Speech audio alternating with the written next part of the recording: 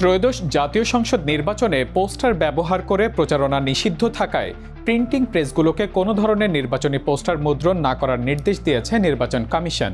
এই নির্দেশনা বাস্তবায়নে রিটার্নিং কর্মকর্তাদের চিঠি পাঠানো হয়েছে।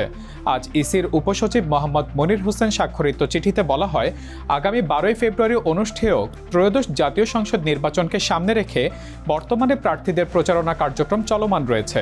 সংসদ নির্বাচনে রাজনৈতিক দল ও প্রার্থীদের আচরণ বিধিমালা অনুযায়ী নির্বাচনী প্রচারণায় পোস্টার ব্যবহার নিষিদ্ধ।